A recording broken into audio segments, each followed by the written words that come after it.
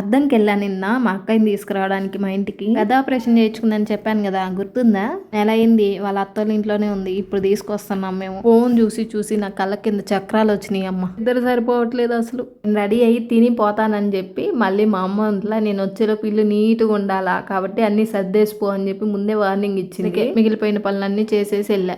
దరిద్రానికి నేను ఎప్పుడు పొదిలి వెళ్ళాలన్నా ఊర్లో కరెక్ట్గా ఆటోలో మా ఊర్లో బస్ స్టాండ్ దగ్గరికి వెళ్ళాలి. అక్కడ దాకా బ్యాగ్ వేసుకొని నడుపుతా ఉంటే చూసే వాళ్ళందరూ అందరూ కాకపోయినా కొందరైనా చెవులు కొరుక్కుంటారు. రోడ్లో అటు ఇటు వచ్చిపోయే వాళ్ళందరి గురించి మాట్లాడుకోవడమే సరదా. అన్ని పనులు అయిపోయి నేను పొదిలికి వెళ్ళేలోపు 10 అయింది. అనుకోకుండా టమాటా కూర చేసిన భలే కుదిరిందబ్బా. వీడియో తీయలేదు కదా, అందుకే బాగా వచ్చింది.